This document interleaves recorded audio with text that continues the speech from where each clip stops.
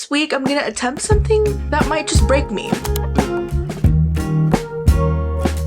I'm gonna attempt to replace my screen time with reading time. If you let me just scroll through my phone, scroll through TikTok, scroll through Instagram for the entire day, I probably would. I'd be happy to just sit there and scroll through my phone. It's automatic. It's not even something that I have to think about anymore. Whenever I have like a moment, whenever I have a break, I automatically just pick up my phone and go to either TikTok or Instagram and just scroll mindlessly. While there's nothing wrong with doing that once in a while, I recognize that it's not good for me. It's not good for my ADHD particularly because it really makes it even worse. Spending too much time watching short form content, it just messes with my already really terrible attention span. The more dopamine my brain gets from scrolling through my phone, the more it craves it. So I'm just gonna take my screen time for every single day of the week and attempt to read for that many hours every single day. And when I tell you that some of these hours are shocking, today is one of those days. Today is one of the worst days of the week. I don't know what happened last Monday, but apparently I spent 5 hours and 7 minutes on my phone. I actually already started reading today. I started at 4:30 this morning. I read for like an hour then. One of the worst habits that I have is when I wake up, the first thing I pick up is my phone and the first thing that I open is social media, which is not good. So this morning, instead of doing that, I read for a little bit and it was actually kind of nice. I've already read for an hour and 33 minutes, so I still have to read for almost 4 hours.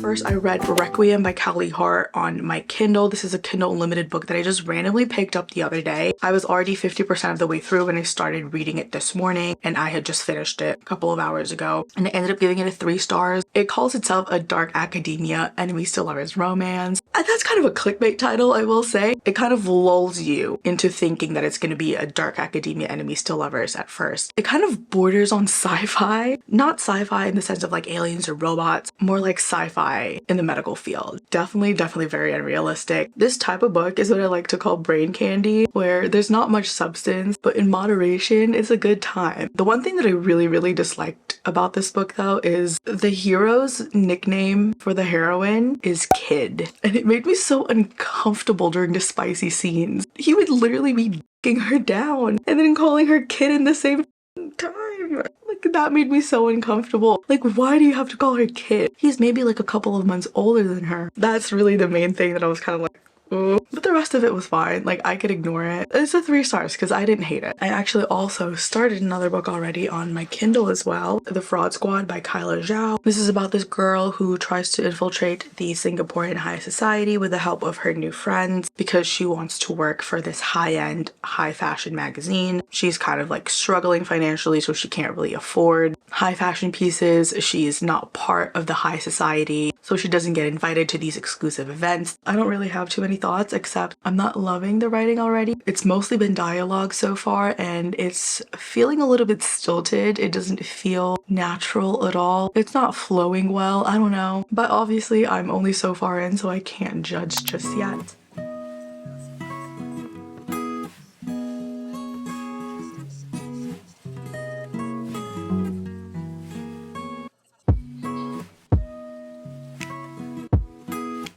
I'm getting bored.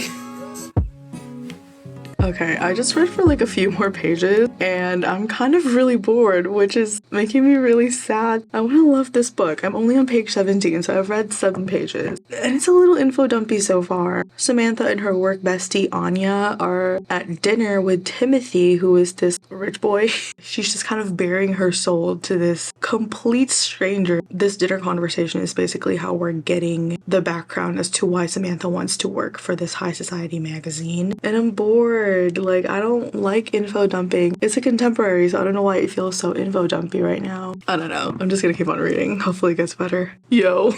Samantha just got done telling Timothy that it's really difficult for her to even get an opportunity to be considered for work at this high society magazine because pretty much they only hire people who have connections. And he was like, oh, that sucks. Anyways, so about me, and he just goes to tell her about his issues in a kind of a tone-deaf way. He's like, it was goodbye Maldives and hello Malaysia for our month anniversaries. Oh my god. I had such high hopes. I'm literally only on page 25. It was goodbye Maldives and hello Malaysia for a month anniversaries. What the f?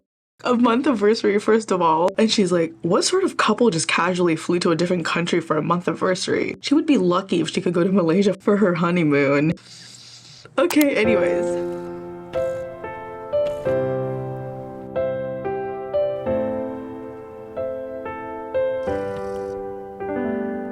It probably looks like I haven't moved. I'm filming in the same spot again. It's 12:28 a.m. So I only read for 5 hours and 1 minute instead of the 5 hours and 7 minutes because I kind of ran out of time. But you know what? I'm still gonna count that as a win. I still read for 5 hours and 1 minute, which is a lot more than I would normally read in a single day. To make up for the missing 6 minutes, I'm just gonna add 6 minutes to my total reading time for today. I'm supposed to read for 3 hours and 49 minutes today. So adding 6 minutes to that, I have to read for 3 hours and 55 minutes in total. I've actually already read for 19 minutes today because when midnight struck, I still had a little bit left of the book that I was reading and I just decided to finish that up. But yeah, so far I think the challenge is going okay. 5 hours was definitely a lot because technically, like, I wasn't just sitting on my phone for 5 hours and 7 minutes last Monday, scrolling the whole time. Some of that time was from phone calls, FaceTime. Whenever I'm using maps, that counts as screen time as well. So for some of that time, I was actually doing something else instead of just like sitting and like looking at my phone. Not that I haven't scrolled. I've definitely caught myself a couple of times picking my phone up and scrolling, not nearly as much as I normally would. So had I not scrolled at all, which honestly is kind of unrealistic because this, unfortunately, scrolling on my phone on social media is so ingrained in me now. Like, it is such a habit. Enough of that, let's talk about The Fraud Squad by Kyla Zhao. I ended up giving this book a 2.5 stars. Unfortunately, it was kind of a letdown. From the beginning, I wasn't really vibing with the dialogue. I wasn't really vibing with the writing. And the characters were kind of boring. They all felt so one-dimensional. The romance itself felt a little bit weird. I didn't really feel any sort of chemistry between Samantha and Timothy. It felt like the author just put it there for the sake of putting a romance in the book. The main character is annoying as hell. I'm so sorry, but she is horrible to everybody. When people wronged her, she acted like she was the only one who was ever wrong. I just didn't like how she conducted herself throughout this entire book. I mean, at least she was self-aware whenever she was doing all of these terrible things to people and to like her so-called friends. It was also so freaking predictable. This book was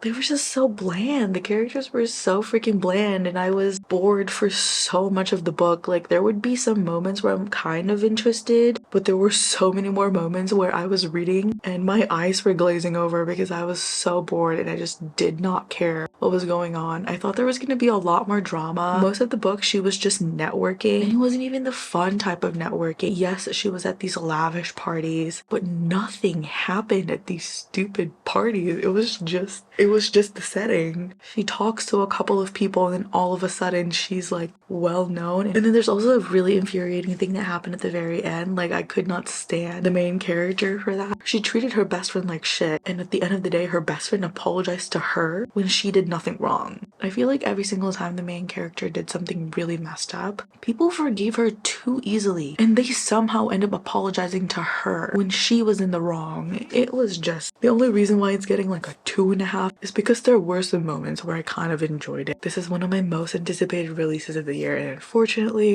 it was a flop.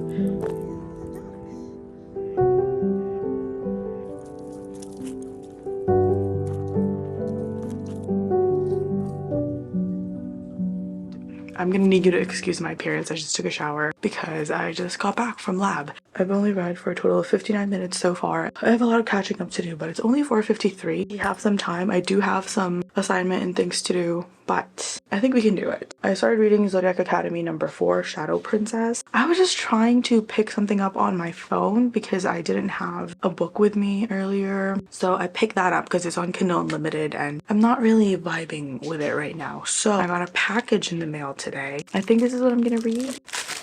Field of Fire by Chris and Mecca Ritchie. This is the 3rd book in the Calloway Sister series, Rose and Connor's 2nd book. This is 550 pages, so I'm not going to be able to finish it today, but I think we can make a pretty decent dent, so.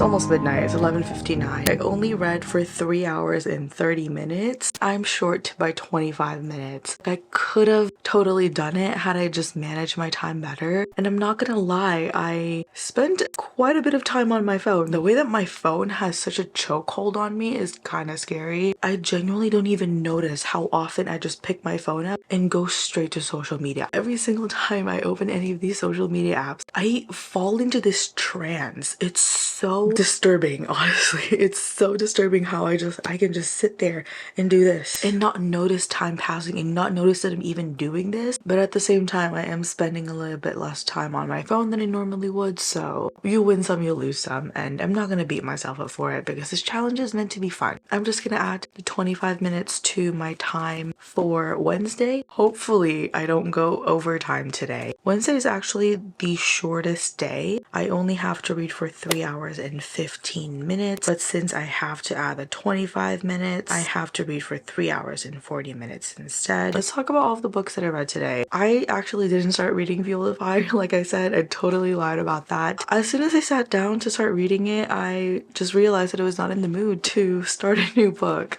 So instead, I picked up Jane Eyre. I'm still really enjoying this. I started reading this in January. I just haven't finished it because I haven't been in the mood to pick this up. I'm glad that I made a pretty decent dent on it today, but I had to leave for a little bit and I didn't want to bring a physical book with me, so I didn't even bring my Kindle with me. I don't know why I'm holding it up. I just had my phone and obviously my Kindle app. So I started reading Zodiac Academy 4 on it again, and I got to page 144 of that. That's only 20%. This book is really long. Yeah, this book is 724 pages, so yeah, that's my reading update. I didn't finish anything today, obviously. I don't know, like, I'm not in a slump, but I just don't know what I want to read. Like, I haven't really been in the mood for anything in particular. I'm not in a slump because I want to read. Anyways, I'm gonna go now. Only on day 2, and so far I have yet to actually not go overtime a single day. Hopefully Wednesday is better. I'm sleepy. Where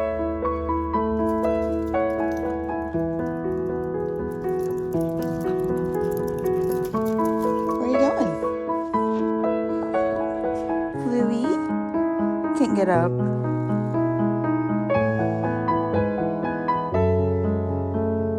It's 11:50 on a Wednesday, and guess what? I finished the 3 hours and 40 minutes that I had to read for today.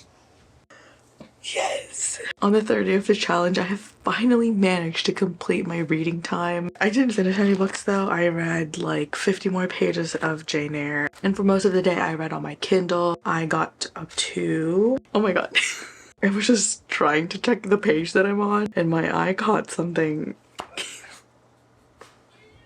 really juicy. But anyways, I got up to page 291 of Zodiac Academy, so that is 40% of the way through. This book is freaking long. I'm really happy with how today went. I feel like I didn't read much in terms of my progress, but also I feel like I did read quite a bit. Tomorrow, I have to read for 3 hours and 44 minutes in total, so it's only 4 minutes more. I'm hoping that's doable since my grandparents come back from Australia tomorrow. They've been gone for like 4 months, and I think I'm gonna go see them. That's definitely gonna eat up into my reading time, but hopefully we can find some more time during the day before they get here, because they get here in the evening.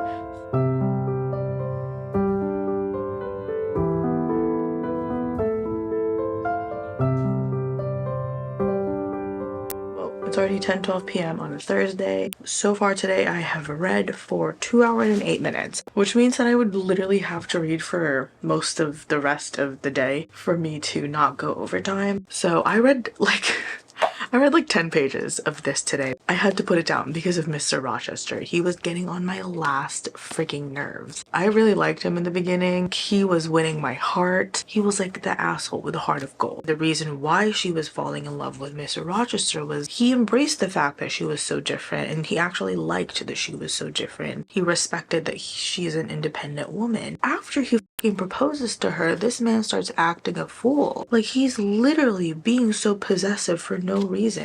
He literally said here, "It is your time now, little tyrant, but it will be mine presently. And when once I have fairly seized you to have and to hold, I'll just, figuratively speaking, attach you to a chain."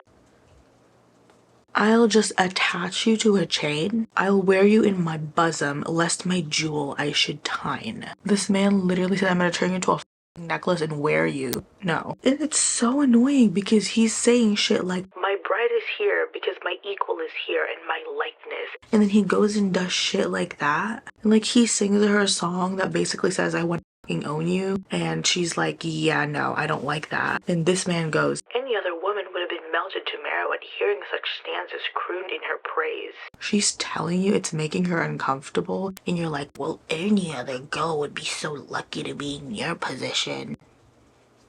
And I love Jane. I love Jane. She's such a strong female protagonist because she's like, absolutely not. I'm going to take none of your shit. I'm going to leave until you get your shit together. I love her for that. But I had to stop reading there because he was grating on my nerves. So I picked up Zodiac Academy again. I ended up getting to page 381. I didn't read much. I have to start reading soon if I'm going to make it because it is already 10:21.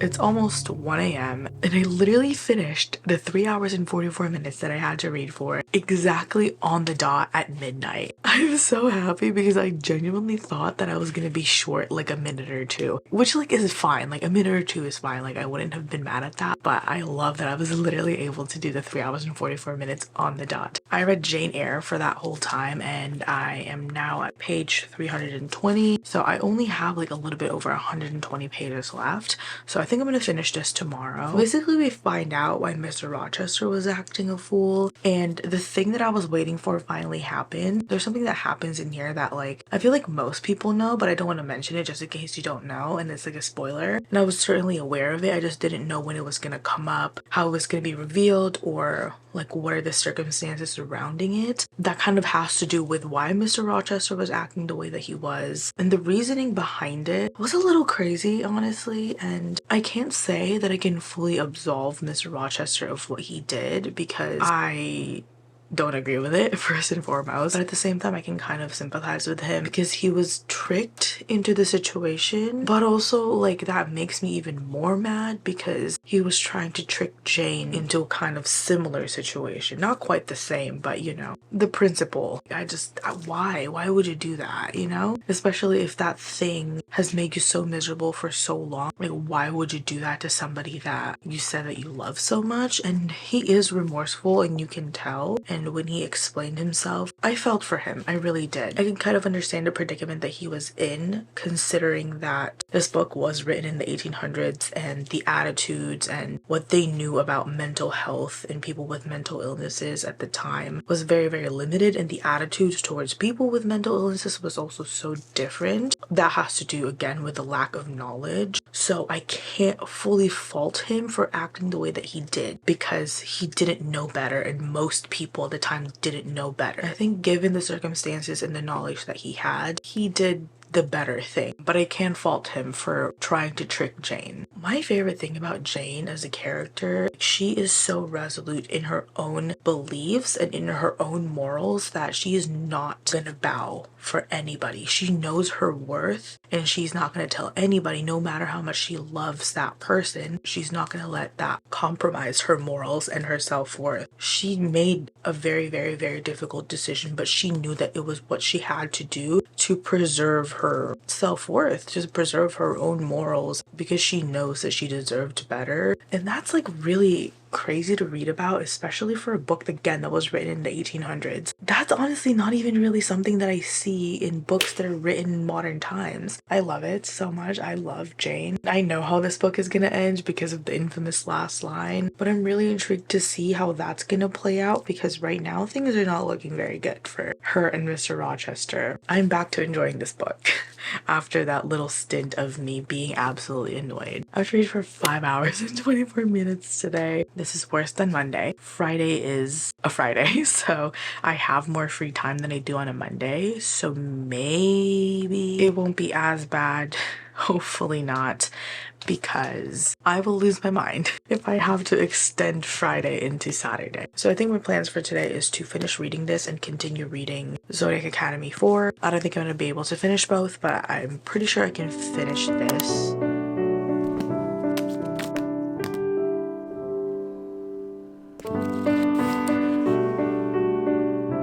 Hey guys, it's 10:20 p.m. and I finished Jane Eyre about like 2 hours ago. I just sat down and read for like 3 hours straight, which I never do, but I don't know, I was in the reading mood and I was really feeling this story. So I had to take a break, mull things over, and really think about my rating. I was deliberating my rating for a while. I was in between 4.5 and 5 stars, which I know sounds so stupid and so picky. And you might say that the number rating is arbitrary and that it doesn't really matter, but it kind of matters a lot to me. I really care about the number rating, at least my own number rating. I feel like number ratings are very personal. That's why I had to really deliberate between a 4.5 and a 5, and I have ultimately settled on a 5 stars. This is a book that, in spite of all of its flaws, in spite of the things that I didn't particularly enjoy, in spite of the things that made me angry about this book, I think altogether really made a perfect story about life. Like, yes, this is a romance, but I think it's also so much more than that. This is the entire story pretty much of Jane Eyre's life. And the first half of this book really spoke to me. There are so many things that Jane was going through, including her inner turmoils and the actual physical things that were happening to her, that I just found so deeply relatable. I have just never been able to connect with a modern protagonist in the way that I was able to connect with Jane in the first half of this book. That's really ultimately what pushed this book over the edge for me, even though the second half of it, in my opinion, wasn't as strong. Well, actually, it's like a very small chunk of the book that I wasn't like the biggest fan of. Those last like 100+ pages that I read today were so strong. I literally didn't even take a break. 150 pages might not sound like a lot to like read in one sitting, but my attention span is non-existent. So the fact that this was able to hold my attention for that long, you know, I think it really spoke to the writing, first of all, and to Jane as a character. She's one of the strongest female protagonists I've ever read about, especially in a romance book. Even though she loved Mr. Rochester so much that it literally pained her to be away from him, she made that difficult decision because she knew in that moment that being with him was not right for her, that she was losing herself in this romance, and that's not what she wanted. You know, she needed her independence and she needed to be able to keep herself and to support herself. Basically, she knew that in order to truly love him and in order to truly make the relationship work, she had to work on herself and she had to make sure that she could stand on her own even without him, even though it felt like in that moment when she left that she couldn't. She knew that she didn't have to marry other than for love. Like, she didn't have to marry to fit into society to support herself, because she's capable of doing that all on her own. There's some like weird things that happen towards the end. You know, this is definitely a book that you have to think about the constraints of the time period and of the social climate of the time, because marrying your cousin at the time, your first cousin, not even like a second cousin, I mean, not that that would make it any better. It was completely normal. It just took me off guard when I read it, and I was like,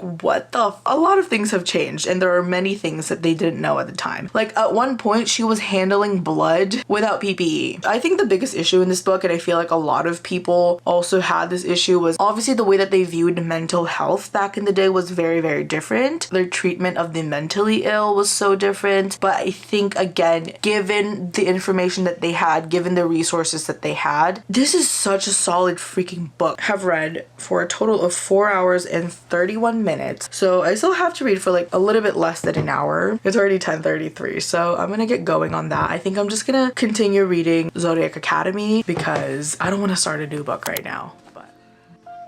Now I remember why I put off reading this book so much, because I was spoiled for the ending of this book. And I forgot about it until now.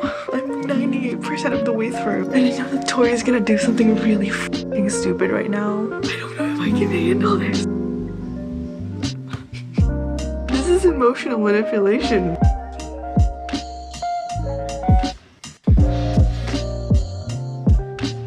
Oh my god, I hate her so much right now. Oh my god.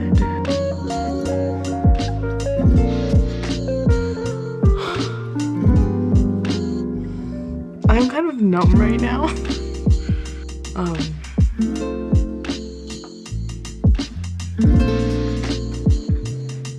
It's asking me to rate it right now and I honestly have no words. I have like 20 minutes left of reading today. It's already Saturday, by the way. I haven't even updated you guys on yesterday. But yesterday I finished my time and I ended up actually going over by 3 minutes. So I have to read for 3 hours and 28 minutes today and I have like about 20-ish minutes left. That whole time I've just been working on finishing this book and well, I just finished it now. It's already 11 p.m. so I need a second to like think about. I hate that ending.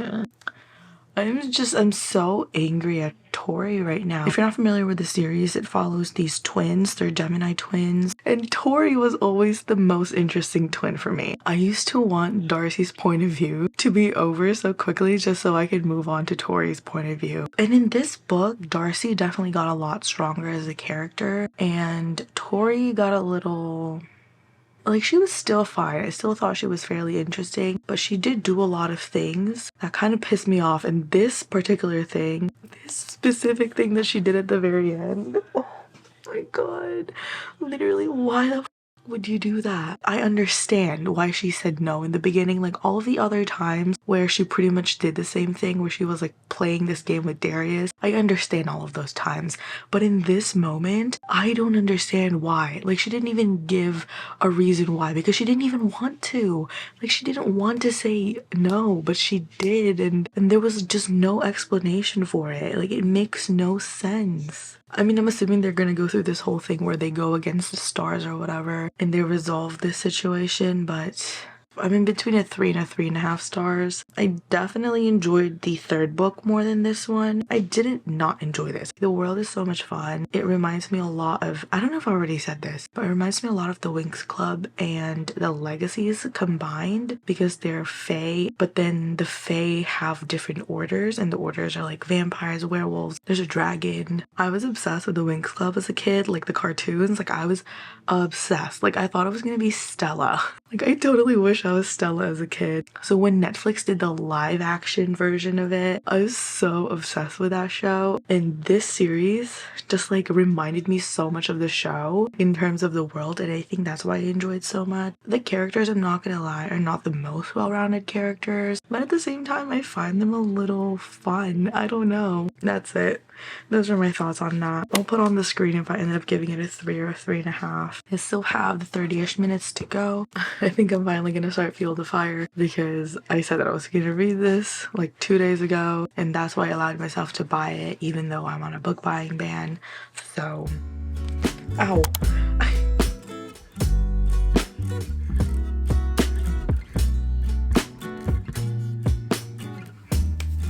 Hey guys, it's meant to be Sunday, but it's actually a Monday 2 weeks after I filmed that last clip. I had all the intentions of filming on Sunday and doing my Sunday screen time, because Sunday was actually my worst day. It's like over 6 hours, and I really wanted to try to do that.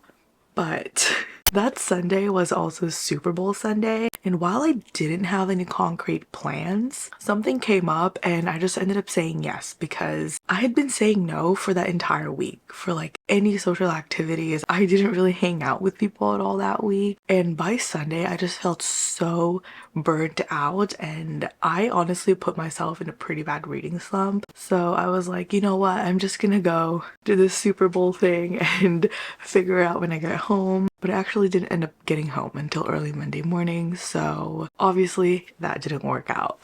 You know, so when I came back, I was like, you know what, maybe I'll just do my time on Monday. Do my time like I'm going to prison. No, I was like, I'm just gonna do my reading time on Monday and see if I can do it. And by then I realized that I was in a really bad reading slump. And there was no way that I was gonna read for 6 hours. So I just accepted defeat and I was like, you know what, I'm just gonna let myself be in a slump. I'm gonna take a break from reading for now, because I also had to catch up on a lot of things, like school-wise and just chores-wise. I had laundry that I did on the Monday of that week that I didn't put away for the entire week because I was like, I don't really have time, which was a definite lie because I did have time. Instead of me replacing my screen time with reading time, I instead just took the same amount of screen time that I had to read for and took that time away from other aspects of my life. But I didn't actually give up my screen time. In fact, I feel like my screen time for that week was even worse, but mostly because I was reading a lot on my phone for the week because I didn't have my Kindle with me half the time, and I also didn't have a physical book with me half the time that I was trying to read. So I was reading a lot on my phone, so my screen time went up,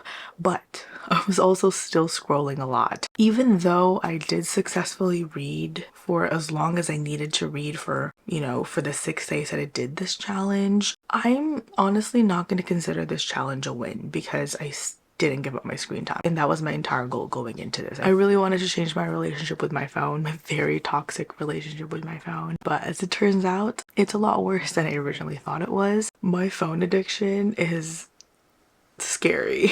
But yeah, it's really tough. I really want to try this challenge again because I want to challenge myself to be able to actually really limit my screen time, which is awful. I failed. I'm sorry. I tried my best. I really did. I promise I tried my best. So if you guys enjoyed the video, please don't forget to give it a thumbs up, at least for my effort. Thank you guys so much for watching. I'll see you next time.